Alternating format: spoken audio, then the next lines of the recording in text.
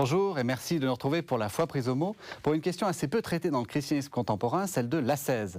L'ascèse, c'est une discipline du corps et de l'esprit destinée à se purifier et à se rapprocher de Dieu. Traditionnellement, le carême, le temps de jeûne et de pénitence, est un temps d'ascèse. Et alors que s'ouvre le carême, il nous a semblé utile de nous interroger sur cette pratique que l'on retrouve dans le christianisme depuis sa plus haute antiquité. Pourquoi pratique-t-on l'ascèse? Y a-t-il des techniques particulières d'ascèse? Peut-on être ascète dans le monde moderne? Pour répondre à ces questions, deux invités assez écuméniques, c'est très agréable. L'archimandrite Job Guetcha, vous êtes professeur à l'Institut de théologie orthodoxe Saint-Serge à Paris, et le frère Bernard Fortum, franciscain, et vous enseignez aux facultés jésuites de Paris. Alors, je ne peux pas résister à l'envie, Père, de vous demander ce que c'est qu'un archimandrite quand même. Alors, un archimandrite à l'origine est un supérieur de monastère. Donc c'est un titre qui est accordé dans l'Église orthodoxe en Orient à un prêtre moine qui a certaines responsabilités. Donc en Orient, tous les higoumènes, les supérieurs de monastère généralement sont archimandrites, mais ce titre peut être aussi accordé à d'autres prêtres moines qui ne sont pas à la tête de monastère, mais c'est toujours un titre réservé à un clergé monastique. Alors, on va donc parler d'ascèse. Je vous propose d'abord de faire une définition et ensuite on essaiera de voir quelles sont les différentes formes d'ascèse pour finalement se poser la question de la possibilité d'une ascèse dans le monde contemporain. Alors, j'ouvre mon dictionnaire, je trouve le mot ascèse, je m'aperçois que cela vient d'un mot grec, askesis, qui signifie l'exercice, la pratique. Alors, l'ascèse, c'est avant tout un exercice. Voilà, et je pense que c'est bien de commencer par là, parce que même, par exemple, en grec moderne de nos jours, lorsque un jeune enfant apprend la musique, apprend le piano, eh bien, il va faire ses gammes, c'est un askésis. Celui qui apprend une langue va faire des exercices de phonétique, c'est un askésis aussi. Donc c'est on pourrait dire une ascèse, mais justement, le terme exercice montre bien que ce n'est que quelque chose qui nous prépare à autre chose. Donc, autrement dit, l'ascèse n'est pas un but en soi. Il y a un autre but. L'ascèse n'est qu'un moyen à arriver à ce but. Et évidemment, dans le christianisme, il me semble que ce qui est fondamental pour l'homme, c'est l'union à Dieu. Et donc, c'est pas à travers l'ascèse que l'homme arrive à s'entraîner, à se détacher de ce qui le détourne de Dieu pour revenir à son but principal, revenir à sa cible. Oui, vous vouliez ajouter quelque chose? Non, je voulais simplement ajouter que ce terme et puis cette pratique de l'ascèse c'est aussi spécialisé, non seulement dans le domaine religieux, mais d'abord dans l'ordre de la philosophie. Parce que c'est peut-être important aussi pour nos contemporains de montrer la dimension anthropologique de l'ascèse. Donc bien sûr c'est un exercice, mais c'est aussi un exercice de la patience, hypomonée. C'est un terme souvent allié dans la philosophie ancienne, chez Platon, mais dans la tradition socratique, nous pourrions dire. Il y a beaucoup d'ailleurs de rapports entre la pensée socratique, stoïcienne, entre cet exercice de patience et la redécouverte de ce qui fait la vérité, non seulement de soi-même, mais du monde. Ça, je pense que c'est très important. L'ascèse, c'est aussi l'exercice de soi dans le monde. Et alors, effectivement, peut-être nous y reviendrons quand nous essayerons de donner une perspective historique à ce terme, et peut-être je peux déjà, d'entrée de jeu, essayer d'ouvrir à nos auditeurs la perspective que l'ascèse, c'est pas simplement quelque chose qui est ni négatif, ni quelque chose qui est le refus. C'est d'abord fondamentalement une capacité d'endurance, de résistance, de supporter les épreuves, mais comme on vient de le rappeler, pour quelque chose d'autre. Et plus positivement encore, nous voyons dans la philosophie contemporaine, parce que ce n'est pas seulement le passé, la pensée grecque, mais dans la philosophie contemporaine, notamment chez Kierkegaard et chez Gabriel Marcel, l'exercice d'endurance est un exercice de la redécouverte des profondeurs de soi-même. Qui sommes-nous, véritablement, en dehors de l'extériorité, au sens négatif du terme. Alors, est-ce que ça suppose que finalement, puisqu'il y a exercice, c'est que l'être dans le monde, l'usage du monde n'est pas donné? C'est-à-dire que j'arrive dans le monde et il faut que j'apprenne le monde comme j'apprends le piano. C'est ça l'idée? Enfin, les pères de l'Église, surtout dans la patrologie grecque, nous rappellent que initialement le monde a été créé pour être en communion avec Dieu, mais il y a eu le péché. Et en quelque sorte, comme les pères le diront, l'état du monde actuel est contre nature, c'est-à-dire qu'il a été détourné de son objectif premier. Et donc il faut refaire la découverte de ce monde pour le ramener, et la redécouverte de soi, comme le frère vient de nous l'expliquer, pour justement revenir à notre... il faut en quelque sorte se rééduquer, enlever toutes ces déformations, ces mauvais usages qui nous détournent de l'essentiel pour revenir à notre vocation première. Mais insensiblement, vous êtes en train de passer de l'exercice, disons, personnel à l'idée que finalement il faut s'abstraire du monde. Est-ce que c'est ça? Non, je pense que les deux choses sont liées. Un bon exercice du monde suppose une bonne redécouverte de soi-même.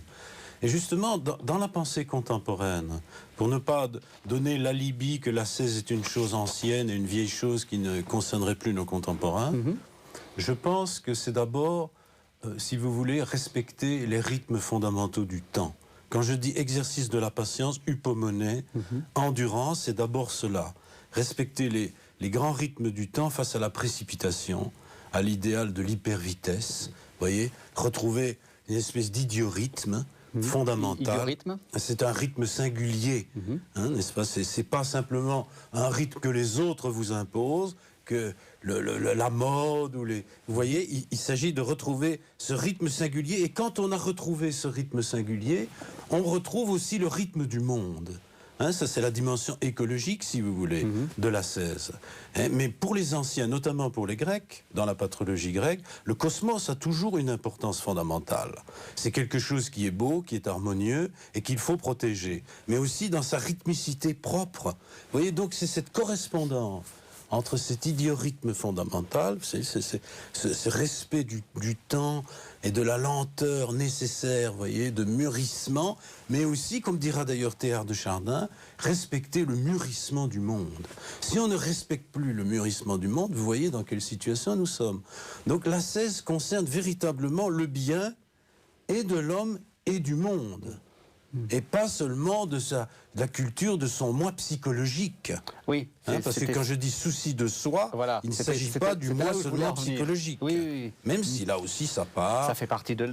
C'est important. Je pense que c'est une chose aussi très importante à souligner, surtout dans notre compréhension que l'on a aujourd'hui de l'ascèse, c'est que l'ascèse n'est pas un rejet de la matière, n'est pas un rejet du corps, n'est pas un rejet de tout ce qui est matériel.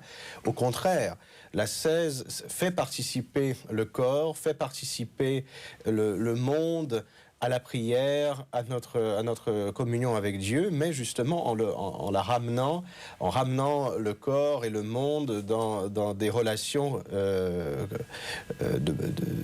bonnes relations avec Dieu. Alors là, on a commencé à donner une première définition. Ce que je vous propose, c'est de balayer un peu l'histoire. L'idée étant que par l'histoire, on va avoir des aperçus des différentes techniques d'ascèse et également des différentes conceptions de l'ascèse pour pouvoir se demander ce qu'on va faire, nous, dans notre monde contemporain. Est-ce qu'on peut être ascétique? Alors, vous êtes remonté aux stoïciens. Moi, je vous propose de commencer par Paul. 1 Corinthiens 9, cette fameuse métaphore de l'athlète. Voilà. Alors, expliquez-la nous, si vous voulez bien. Et est-ce que pour vous, c'est le début de la pratique ascétique dans le christianisme? Non, mais c'est aussi un motif stoïcien, n'est-ce pas? Dans saint Paul, il y a des motifs stoïciens. Pardon, excusez-moi, mais qui sont liés aussi à l'idéal précisément de l'exercice du sportif. Alors juste avant, expliquons, parce que tout le monde n'est pas philosophe, aussi bon philosophe que vous, les stoïciens, donc c'est une pensée grecque, des années 200, enfin un peu avant, peut-être même 300. Mais qui s'origine dans la tradition socratique, et qui vient de Socrate, Platon. Qui pratique l'ascèse, et l'ascèse militaire d'abord. Oui. avant de faire l'ascèse philosophique. Il a d'abord été un soldat. Et l'idée principale, c'est que, en fait, il faut avoir un certain recul par rapport au monde. Il y a les choses qui dépendent de nous et les choses qui ne dépendent pas de nous. Certes, mais il faut obéir aussi à la logique du monde. Dans le stoïcisme chrétien va évidemment donner une signification plus théologique à cette notion d'obéissance. Mais comme dit Sénèque, obéir à Dieu, c'est être libre. Parce que ce qu'il entend par Dieu, lui, c'est la nécessité, l'harmonie qui organise le monde, n'est-ce pas? Alors pour nous, évidemment, Dieu n'est pas seulement une harmonie du monde. Il y a une liberté, un dessein créateur, un amour, n'est-ce pas? C'est un peu différent. Mais je pense que, effectivement, Paul reprend une image très chère à la culture grecque, qui est celle de l'exercice athlétique. Et ce que doit s'imposer le sportif. Le père a commencé d'entrée de jeu par l'exercice de l'enfant au piano, mais bien sûr, ça vaut également, et a fortiori, pour les sportifs. Et Dieu sait si aujourd'hui, plus que jamais, le sport impose une ascèse jusque dans ses excès. Oui, mais donc de nouveau, saint Paul nous parle de cette couronne que recherche le sportif. Le sportif, donc, il s'entraîne pour, en quelque sorte, on pourrait dire, pour gagner les Jeux Olympiques. Mais le but recherché n'est pas l'exercice lui-même, il a un autre but. Et saint Paul fait ce parallèle avec nous qui désirons hériter du royaume de Dieu et entrer dans... être couronné dans le royaume de Dieu, et donc entrer dans le royaume demande une préparation par une certaine ascèse. Oui, et qui se couronne, comme vous voulez dire, par la joie. Parce que c'est dans la deuxième aux Corinthiens, alors, c'est finalement ce que Dieu veut, c'est la joie. Que tout le monde, que vous soyez tous dans la joie. Parce que toutes les épreuves, finalement, doivent se souffrir fondamentalement dans la joie. C'est pas seulement le but, mais c'est déjà anticipé. Vous voyez, c'est pas simplement une manière, nous dirions en Occident, pélagienne, de faire des efforts pour conquérir Dieu. Dieu nous a donné déjà, auparavant, des arts, des forces préalables, pour que nous puissions avoir le courage aussi de cette purification, de ce retour sur les vraies valeurs, ce qui fait le centre de nous-mêmes, ce qui nous tisse, les véritables rythmes, ce que nous devons épouser pour ensuite, c'est-à-dire épanouir cette joie. Mais cette joie, elle est déjà anticipée. Vous voyez, c'est comme le sportif, s'il n'avait pas cette joie de pratiquer un sport, il ne se donnerait pas tout ce mal, toutes ces épreuves, toutes ces restrictions.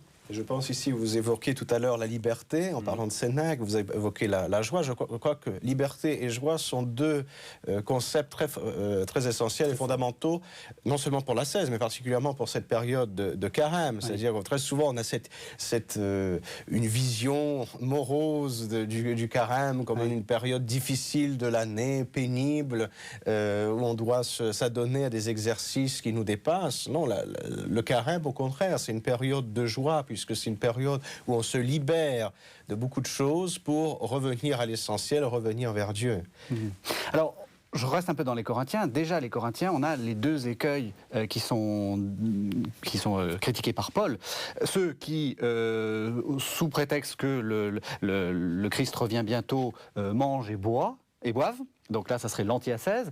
Et puis ceux qui, au contraire, pas de relations sexuelles, rien, etc. Et paradoxalement, Paul les critique. Et l'Église va tout au long de son histoire critiquer ce qu'on appelle l'encratisme, c'est-à-dire cette absence de, finalement, ce retrait en soi, cette absence totale de relations sexuelles et puis de participation au monde, finalement. Enfin, je pense qu'il faut distinguer, l'Église l'a fait dès l'époque apostolique, il faut distinguer l'ascèse chrétienne du mouvement encratique. Oui, bien sûr, qui n'est pas orthodoxe. Pour ceux qui ne savent pas à quoi cela fait référence, il y a des tendances dans l'Église ancienne, dès les premiers temps, à interdire le mariage, à interdire certains aliments, dont la viande, l'alcool. Alors, sous deux prétextes différents. Alors, d'une part, l'influence du gnosticisme qui considérait justement tout ce monde comme mauvais et tout ce qui est matériel comme mauvais. Oui. Et par conséquent, le salut, en fait, c'était délivrer l'âme de sa prison qui était le corps, qui était le monde matériel. Or, comme on l'a dit tout à l'heure, l'ascèse chrétienne, c'est pas une haine du monde. Ce n'est pas une haine du monde. Elle veut au contraire incorporer, ramener le monde à Dieu. Et l'autre explication de cette tendance, c'était effectivement cette eschatologie accentuée dans le sens qu'ils étaient, Saint Paul lui-même était persuadé qu'il ne mourrait pas avant de voir le retour du Seigneur. Et donc, dans cette perspective, évidemment, on pouvait se demander si ce monde avait encore un sens. Or, et c'est pourquoi certains chrétiens disaient que, puisque le royaume de Dieu est immanent, le retour du Christ est immanent, on n'a plus besoin de se marier, plus besoin de fonder de famille, et donc on doit se détacher de ce monde qui est passager. Or, l'Église et Saint Paul va remettre un équilibre dans tout cela en expliquant que finalement, la virginité est quelque chose de bien si on le choisit pour Dieu, mais on ne peut pas mépriser le mariage. Et des époux chrétiens, par exemple, dans la première épître aux Corinthiens, saint Paul nous rappelle que des époux ne peuvent pas se séparer simplement sous prétexte que le mariage est mauvais ou que le corps est mauvais. Non, ils peuvent s'adonner à l'ascèse s'ils veulent d'un commun accord pour s'unir à Dieu, mais tout ce qui est corporel, tout ce qui est matériel n'est pas mauvais en soi. Tout à fait. Et puis purifier le désir, ce n'est pas le supprimer. Voilà. Donc ça, toute cette tendance, on peut la considérer comme du platonisme radical, si vous voulez. Et donc, platonisme dans le sens où il y a le dualisme. un dualisme entre ce monde qui est pas terrible, on va dire, et le monde des idées, le monde du bien. Alors qu'il est très clair que le but de l'ascèse n'est pas de supprimer le désir, ni la vie sexuelle au sens général du terme, c'est-à-dire le rapport à l'autre sexe, mais de le purifier. Et purifier, ça ne veut pas dire simplement obtenir un idéal de relations sexuelles éthérées. Ça n'a rien du tout à voir avec cela. Oui, avec du platonisme dans le sens la relation platonique. D'ailleurs, c'est très important que cette ascèse prenne une caractéristique en fonction de Pâques, parce que c'est toujours en fonction d'une assurance que la vie est plus forte que la mort. Or, qu'est-ce qui oblige des comportements sexuels frénétiques ou déviants? C'est précisément la peur de la mort. C'est que nous avons une angoisse tellement peu digne d'êtres qui croient en la résurrection, qui sont animés par cette force du Christ ressuscité, que nous croyons pouvoir exorciser la mort, la défier, ou tout au moins diminuer notre angoisse, soit par la reproduction, par le mariage, la reproduction d'une nombreuse descendance qui nous préserverait des affres de la mort, ou bien du plaisir sexuel recherché pour lui-même et dont l'authentique plénitude qu'il y a dans le plaisir sexuel d'ailleurs peut faire écran au drame de la mort. Parce qu'en fait, ça peut être simplement un prétexte pour fuir la réalité de la mort. Et le carême, l'ascèse, est précisément une occasion qui nous est offerte par l'Église, mais déjà aussi par les philosophes, de nous affronter à la question de la mort. Et donc, dans cette perspective pascale, n'est-ce pas, c'est la vie plus forte que la mort, tout reprend un sens. L'usage de la nourriture, c'est exactement de la même façon. Ce que les anciens maîtres appelaient la gastrimargie, c'est-à-dire qu'on pourrait traduire par gourmandise, mais d'une manière très mauvaise. Je pourrais presque dire véhémence gastrique. Oui, de la gloutonnerie. Alors aujourd'hui, on rit de ça. C'est une qualité, la gourmandise. Il faut être gourmand dans les réclames. Mais on ne comprend pas que pour les anciens ascètes, la nourriture est liée à une forme de resocialisation. Finalement, on quitte son ermitage pour revenir dans le monde, retrouver commerce avec les gens. Vous comprenez? Donc vous risquez aussi de rompre, je dirais, votre concentration. Ça, c'est une première chose. Mais là, le péché de gourmandise, ou plutôt de gastrimargie, je m'excuse d'employer ce terme un peu bizarre, mais c'est pour montrer que c'est pas simplement le petit péché mignon, n'est-ce pas, concerne aussi les gens qui s'occupent trop de régime et de leur ligne. Les moines qui s'occupent trop de leur nourriture sont aussi censurés par les pères. Le régime, c'est pas simplement négatif, se priver de nourriture, c'est aussi se priver d'un souci excessif de s'en priver, vous voyez ? D'où l'anorexie, les régimes délirants qu'on a dans nos sociétés. L'ascèse chrétienne n'a rien à voir avec le régime. au sens où on l'utilise aujourd'hui. Parce qu'on dit aujourd'hui, ah mais si, finalement on a sécularisé l'ascèse des moines par le régime. Au fond, nous sommes devenus tous des moines, sauf que ce n'est plus simplement une ascèse extérieure, n'est-ce pas, comme autrefois les dames se mettaient des corsets, s'enserraient le corps, etc. Il y avait une sorte effectivement de tenue, n'est-ce pas? Mais maintenant c'est de l'intérieur. On veut, vous voyez, on veut obliger les gens de l'intérieur à avoir une ligne. Mais c'est très éloigné fondamentalement de l'esprit qui anime l'ascèse chrétienne. Alors ensuite, donc, on a quand même des différents points d'ascèse. J'aimerais que vous nous parliez quand même de quelques pères que les orthodoxes révèrent particulièrement, qui sont les pères du désert. Là, on est quand même à la limite d'un ascétisme très rigoureux et presque inquiétant. Oui, enfin, bon, on vénère toujours le premier d'entre les moines, c'est Saint-Antoine le Grand. Alors, ce qu'il faut rappeler toujours, c'est Saint-Antoine le Grand, ce passage de sa vie où il est jeune, il vient de perdre ses parents, il a hérité d'un très riche héritage, il a sa sœur qui est en bas âge. Or, Saint-Antoine le Grand entre dans l'église un jour, il arrive en retard, visiblement, puisqu'il arrive au moment où c'est la lecture de l'Évangile, et il entend les paroles, le passage du jeune homme riche, où il est dit, le Christ dit, si tu veux être parfait, vends tout ce que tu as, donne-le aux pauvres, viens et suis-moi. Et c'est ces paroles qu'il entend, il les entend comme si elles étaient adressées à lui personnellement.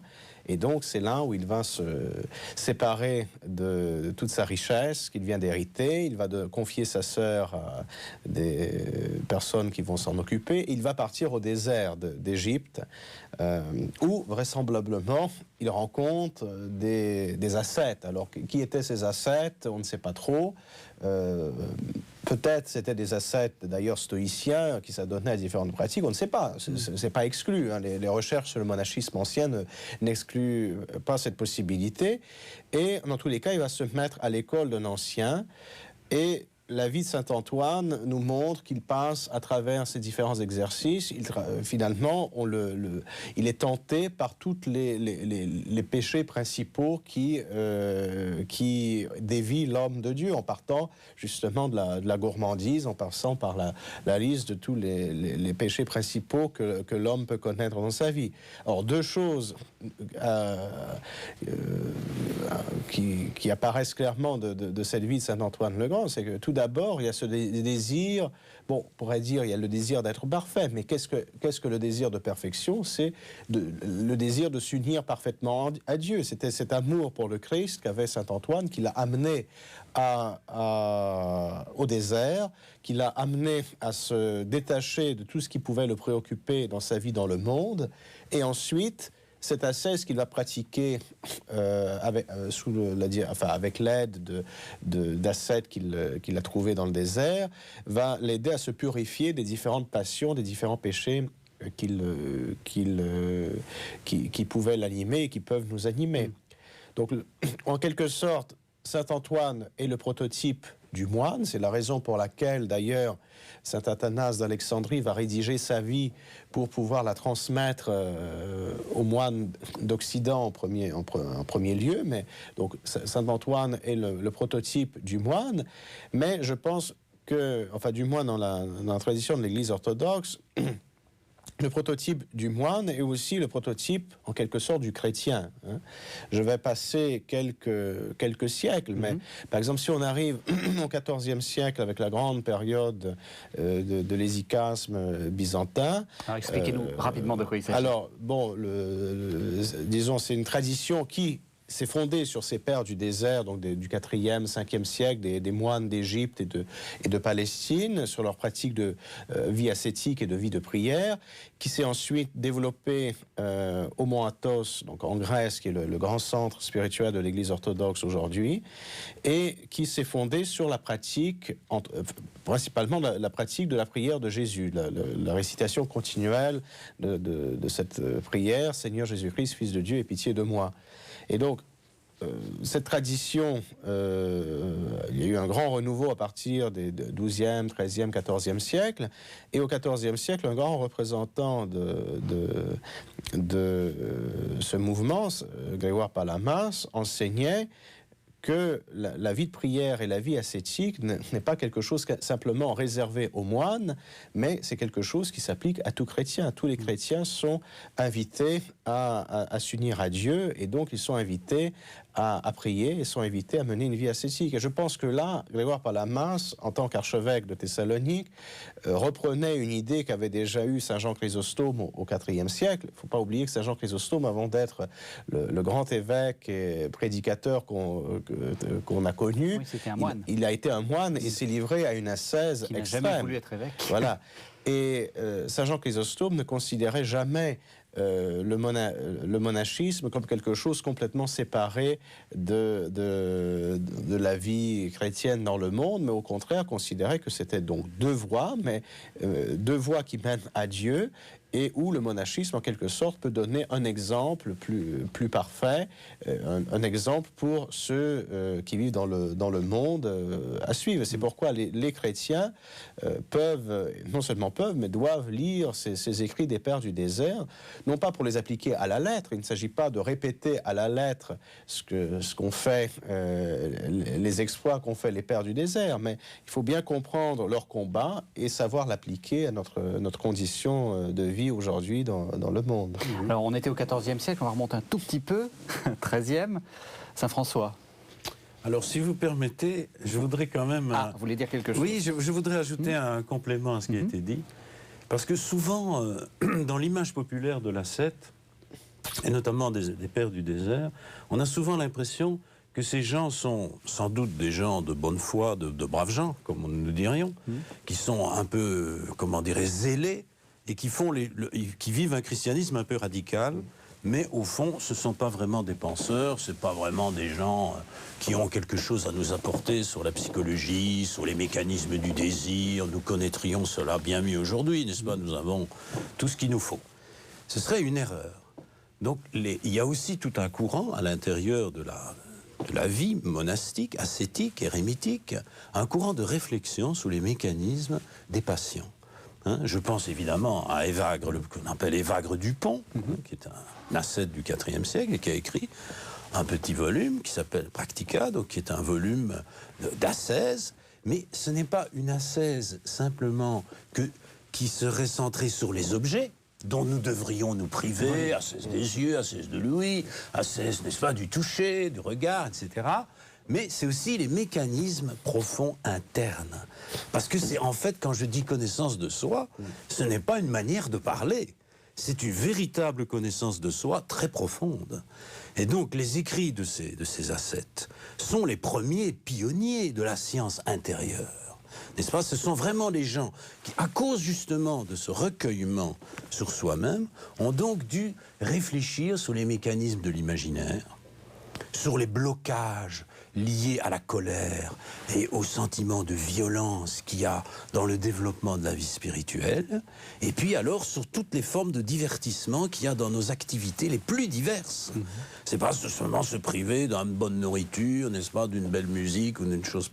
C'est simplement tous les réseaux d'activités intérieures qui sont en nous, les axiomes de pensée, si vous voulez, nos préjugés. Bon, Évagre appelait ça les logismoi. On ne sait pas traduire ça, je pourrais dire les logismes, ou les suites de pensées. Vous savez, avant de rencontrer quelqu'un, vous avez déjà toutes sortes d'axiomes pratiques. Par exemple, vous dites, celui-là, il a une sale gueule. Il ne me revient pas.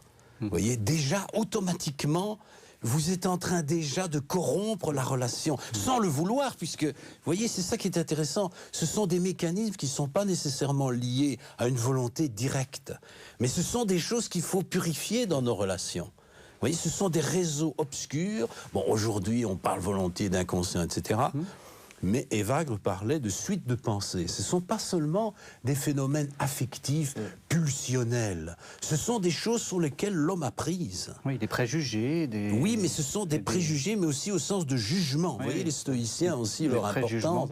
Et donc, cette grande école évagrienne, si vous voulez. Évagre était vraiment quelqu'un de très peu connu en Occident, mais c'est véritablement un très grand connaisseur de l'âme humaine. Il a fait vraiment progresser la connaissance de l'homme.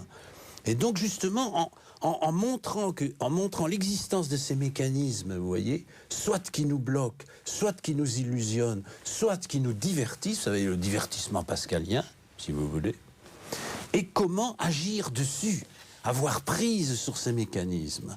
Ce ne sont pas simplement des pulsions sur lesquelles nous n'aurions pas prise, comme les pulsions de vie ou les pulsions de mort, n'est-ce pas? Ce sont vraiment des mécanismes qui sont réfléchis. Donc ça me paraissait important, hein, en dehors de simplement les figures fondamentales. Et alors je terminerai en disant, quand vous avez parlé de la vie de saint Antoine par Athanase, je peux vous dire que tout ça est traduit. C'est aussi une manière de faire une ascèse moderne. Mais déjà, les anciens, la Lectio Divina. Mais là, vous devez simplement lire simplement la vie d'un ascète, la vie de saint Antoine par saint Athanase, qui est passionnante, la vie d'Évagre dont je viens de vous parler, parce qu'il y a aussi des vies qui ont été écrites sur lui. C'est absolument passionnant, parce que vous rentrez véritablement dans l'intimité de ces gens, au niveau spirituel, n'est-ce pas? C'est pas romanesque, c'est pas de l'autobiographie moderne, mais en même temps, ça vous forme. Vous voyez, c'est pas simplement moi tout seul qui désire être parfait. Nous sommes parfaits avec toute la mémoire ecclésiale. Finalement, on se retrouve dans tous ces personnages et on retrouve les mêmes problèmes que l'on rencontre dans la vie spirituelle ou dans la vie tout court. Alors, donc, insensiblement, vous êtes arrivé à l'autre partie, qui serait de définir une ascèse moderne et de faire un peu des suggestions pratiques, ou comment est-ce qu'on pourrait faire justement cette ascèse moderne. Est-ce que traditionnellement, l'ascèse, c'est quand même les aliments. Il y a un rapport entre ascèse et aliments qu'on fait à partir du jeûne. Est-ce que ça a encore du sens de ne pas manger ou de s'abstenir de certains aliments?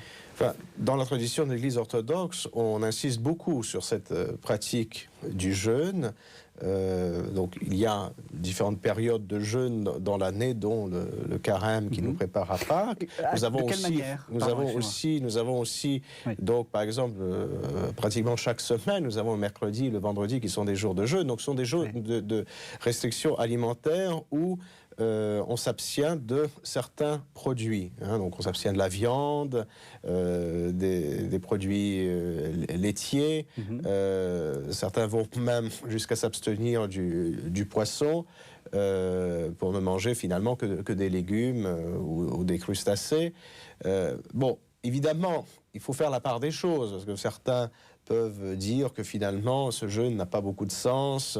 Il s'agit simplement de recettes, de s'intéresser à des recettes de cuisine particulières, et ça complique les choses. Non, c'est moine et laïque. Moine et laïque. Mais dans tout ça, évidemment, il faut insister sur l'aspect spirituel des choses, c'est-à-dire que le fait donc initialement, le fait de s'abstenir de certains produits, c'était déjà de se préoccuper moins de la cuisine, de rechercher déjà une cuisine beaucoup plus simple, qui nous prend beaucoup moins de temps, qui nous coûte beaucoup moins. Donc Saint Jean Chrysostome insiste beaucoup sur cet aspect, d'ailleurs, qu'il faut se priver de certains aliments pour pouvoir justement profiter de l'argent que l'on économise pour le donner aux pauvres. Donc ça, c'est un aspect, par exemple, du jeûne qui est parfois oublié de nos jours. Et aussi, c'est le fait que lorsque le corps lorsque l'on mange des aliments qui sont lourds, eh bien très souvent le corps est fatigué, le corps est las, le corps veut dormir, le corps veut se reposer et n'est pas du tout prêt à prier. Donc la raison du jeûne, c'est justement, en quelque sorte, alléger le corps pour pouvoir être en forme, en quelque sorte, pour pouvoir prier, pour pouvoir justement se concentrer davantage sur Dieu. Juste une petite question, pourquoi le mercredi chez les orthodoxes ? En fait, c'est une pratique qui remonte à l'Antiquité, enfin à l'Église ancienne, et qui s'est inspirée du judaïsme. Dans le judaïsme, il y avait 2 jours de jeûne, le mardi et le jeudi. On en a une attestation. Le pharisien dans l'Évangile selon saint Luc se loue de jeûner 2 fois par jour. Et donc, dans l'Église ancienne, pour se démarquer, justement au moment où l'Église se cherchait à se démarquer du judaïsme, du monde juif, eh bien, comme on avait déplacé la fête hebdomadaire du samedi au dimanche, on a décalé les 2 jours de jeûne au mercredi et au vendredi. Et puis par la suite, évidemment, on a donné une interprétation, à savoir que le vendredi était le jour de la crucifixion, le mercredi le jour de la trahison de Judas. D'accord. Alors, est-ce que vous accepteriez qu'on réintroduise ce genre de choses dans l'Église catholique? Mais on ne le réintroduit pas. Normalement, il y a les 3 piliers fondamentaux des pratiques. C'est bien sûr le jeûne, la solidarité, donc l'aumône, donc la miséricorde pour ses frères. Et il ne faut jamais détacher, comme vous venez de le rappeler, c'est très important, dans toute l'Église ancienne. Oui, oui. Donc on se prive de nourriture, mais c'est pour dégager aussi sa liberté, mais aussi pour donner.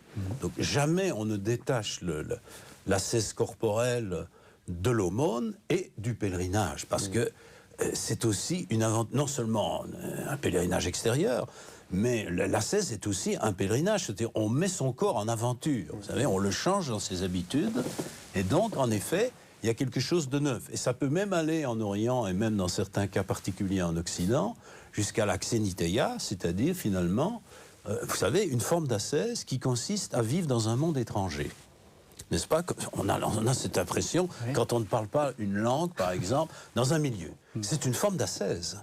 Et alors, quand elle est voulue et recherchée pour le Christ, notamment, par exemple, ce qu'on appelle la folie pour le Christ, être fou pour le Christ, c'est une vie, bien sûr, de pèlerinage, comme on a dans la tradition grecque ancienne, byzantine, russe, très vivante, qui a été très vivante, au moins jusqu'à ce que les régimes despotiques s'installent en Russie. Mais même alors, ça s'est vécu d'une manière souterraine, si vous voulez. Donc cette espèce non pas d'aliénation, parce que le mot serait trop fort, mais de changer les codes habituels de sa vie sociale. Vous voyez, et les changer et s'apercevoir que ce ne sont que des codes. Mais ça on le fait de moins en moins dans l'Église catholique actuelle. Enfin, non, déjà, on jeûne beaucoup moins. Enfin, c'est-à-dire, écoutez, moi je me souviens quand j'étais novice, j'étais formé par les Capucins, parce que, voilà, pour les hasards de l'histoire, je ne vais pas vous raconter pourquoi, mais j'ai fait mon noviciat donc chez les frères mineurs Capucins, et le père maître disait toujours, autrefois, quand nous étions novices, on nous faisait rentrer le sens du recueillement et de l'intériorité par l'extérieur. Donc on avait toute une série, non seulement de prescriptions sur la nourriture, mais sur tout le comportement extérieur, le repos, la manière de dormir sur une planche, enfin sur des tréteaux, sur une paillasse, vous voyez, parce que l'ascèse c'est un ensemble, ça ne peut pas être uniquement la nourriture, c'est toute la vie qui est orientée vers Dieu, donc chaque moment vous rappelle que vous n'êtes pas uniquement pour vous-même. Et disait, au fond, on nous faisait rentrer les vérités profondes de l'extérieur, alors que maintenant, la pédagogie a changé. On préfère d'abord, on croit pouvoir préférer d'abord, insister d'abord sur les valeurs spirituelles intérieures et montrer que finalement, si on a vraiment compris ces valeurs, ça doit s'exprimer dans le corps et dans toute la quotidienneté de la vie. D'ailleurs, dans les icazes, vous l'avez rappelé, la tradition des icazes, c'est aussi une technique du souffle. N'est-ce pas? Quand vous épousez vraiment le nom de Dieu que vous priez, à un moment donné, on retrouvera ça aussi, par exemple, en Occident, chez saint Ignace de Loyola, la prière por compas, n'est-ce pas? C'est-à-dire, il y a un rythme de vie, il y a un souffle. C'est pour ça que j'insistais beaucoup sur le lien entre l'ascèse comme endurance, hypomonée, comme redécouvrir, pour respecter les rythmes, les souffles profonds, non seulement de la vie du cosmos, mais de la vie de mon corps. Et l'ascèse, le jeûne, c'est aussi une forme de respect, d'une certaine... laisser respirer son corps aussi, pour mieux respirer avec Dieu. pense que ce que vous dites, ce que vous venez de dire est tout à fait vrai. De nos jours, très souvent, on entend cette critique en disant que bon, on n'a pas vraiment besoin de jeûner, le jeûne ce n'est pas important, le jeûne alimentaire n'est pas important, l'important c'est le jeûne spirituel, il faut retrouver son intériorité, etc., etc.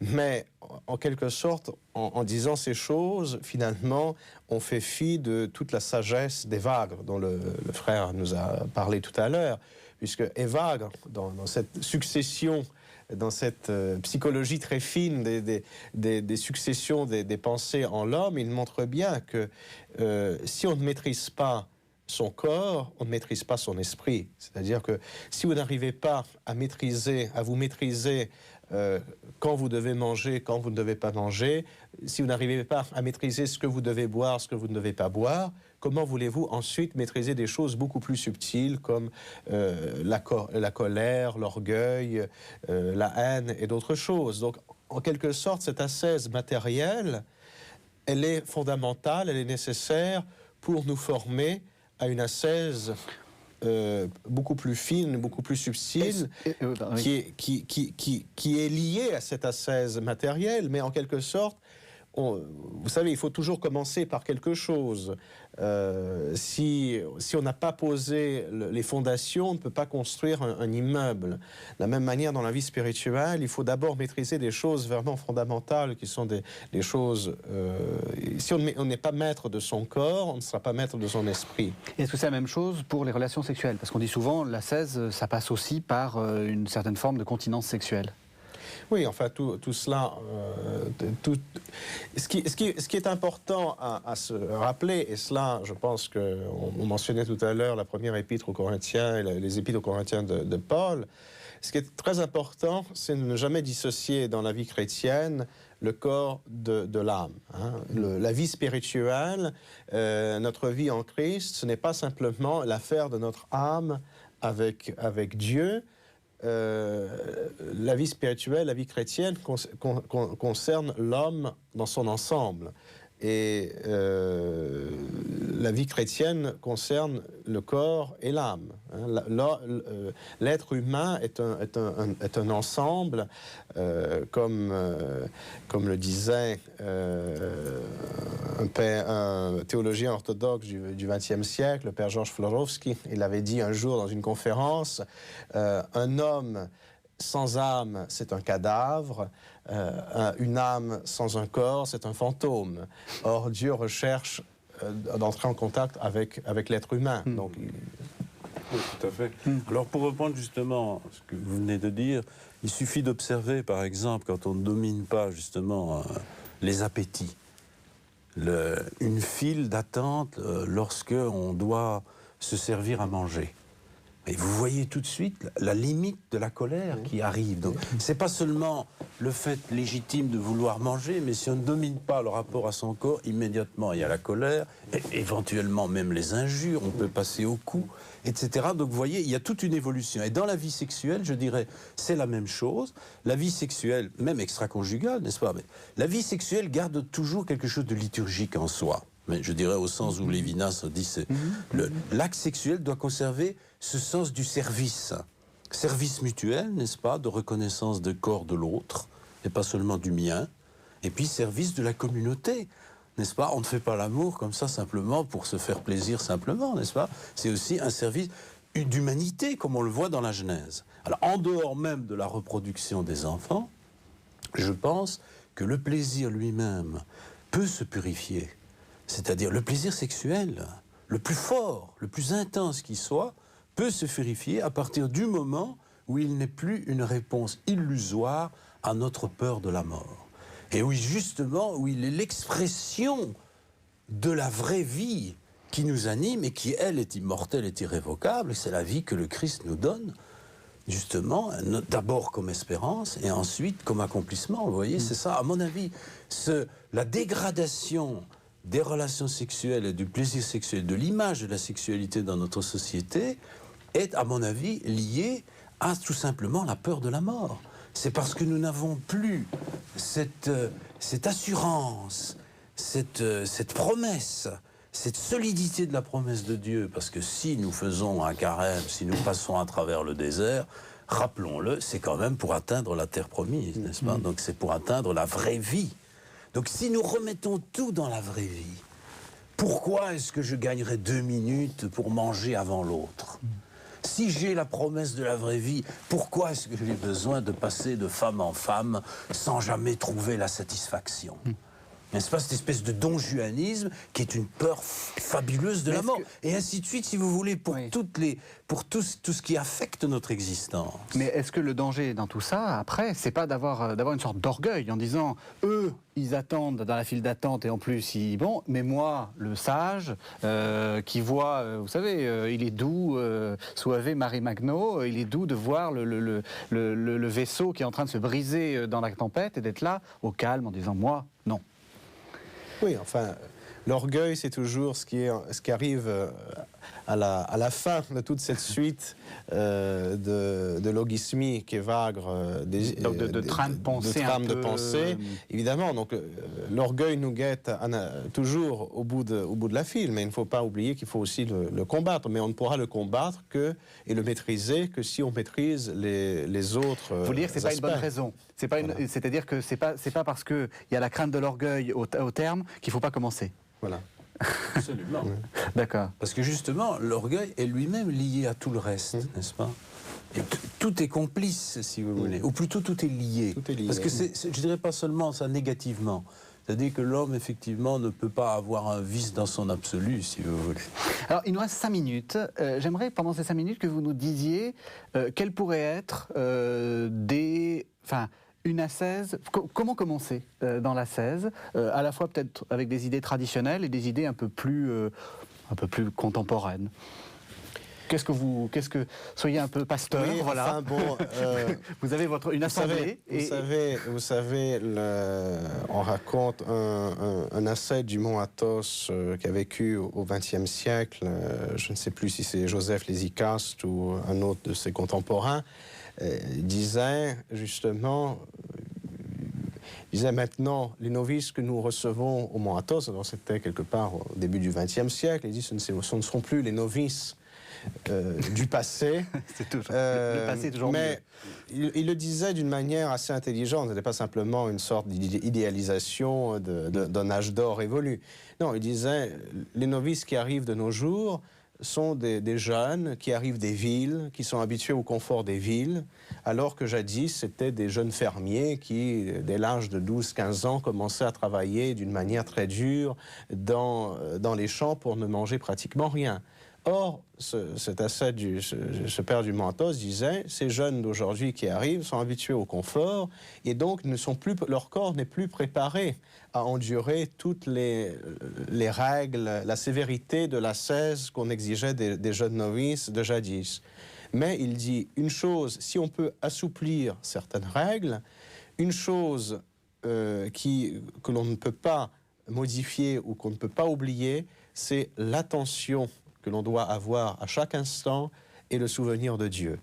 Donc je pense qu'une chose pour démarrer l'ascèse d'aujourd'hui, c'est qu'il faut vraiment avoir cette attention, être attentif et avoir présent à l'esprit le Seigneur. Si on a le Dieu présent à l'esprit à chaque instant, là on peut commencer une vie ascétique. Et l'important, c'est justement avec cette présence de commencer un travail sur soi d'une manière régulière, d'une manière disciplinée. Vous savez, dans l'ascèse, ce n'est pas tellement l'effort qui est fait, ce n'est pas la quantité de nourriture dont vous allez vous abstenir, ce n'est pas la quantité de prières que vous allez réciter, ce n'est pas la quantité de prosternation que vous allez faire. L'important, c'est la régularité, le fait d'avoir présent Dieu à l'esprit et d'avoir cette régularité dans cet exercice qui nous fait progresser et nous fait travailler sur soi dans le but de nous unir à Dieu. Tout à fait. Et je dirais dans l'esprit de Saint François, pour un peu, disons, prolonger ce qui vient d'être dit, chez Saint François, c'est exactement ça, c'est-à-dire quand on a la présence de Dieu en permanence, on sait que tout bien dont on dispose vient de Dieu. Alors imaginez ce que ça peut changer dans la vie quotidienne. j'ai une certaine forme d'intelligence, de beauté, de relations, d'argent, j'ai du travail, je jouis du monde. Tout ça, si je le rapporte entièrement à Dieu, cette attention à Dieu m'oblige à un moment donné à faire attention que ce qui est autour de moi n'est pas sujet de propriété privée. Vous voyez, ça c'est très important. Le soleil, c'est pas seulement un astre, une chose que je pourrais simplement manipuler, une énergie thermonucléaire, c'est frère soleil. Le vent, c'est pas seulement une énergie comme ça, abstraite, que je pourrais disposer pour des éoliennes et uniquement le réduire à vous voyez, à une certaine potentialité d'énergie électrique que je pourrais produire, moi, dans ma société, parce que je n'ai plus de pétrole dans les entrailles de la Terre. Vous voyez, c'est aussi sœur notre mère, la Terre. Vous voyez, c'est pas simplement notre mère comme dans toutes les mythologies anciennes, quoique nous devions respect à notre mère, mais c'est aussi notre sœur, c'est-à-dire notre égale. Donc ça libère notre activité à son égard. Ce n'est pas du tout, comme il a été dit, simplement la nostalgie du temps passé, de la vie fermière et rustique. Les ascètes, les moines ascètes ne sont pas des gens qui sont de la nostalgie d'une société ancienne. C'est vrai que ce sont des conservateurs de civilisation aussi. Ce sont des grandes mémoires. On a rappelé de la profondeur. Mais voyez cette fraternité dans le cantique de Saint François. La véritable ascèse franciscaine, c'est redécouvrir la fraternité avec les éléments du monde et bien entendu avec nos frères et avec la mort. Notre sœur, la mort corporelle. Pas la mort spirituelle, mais la mort corporelle n'est plus notre ennemi. Alors vous voyez, ça va changer notre rapport au désir. Écoutez, on va espérer que ça changera aussi le rapport au désir des téléspectateurs. Merci à tous les deux. On se retrouve quant à nous la semaine prochaine pour un nouveau numéro de La Foi prise au mot. Merci de nous avoir suivis.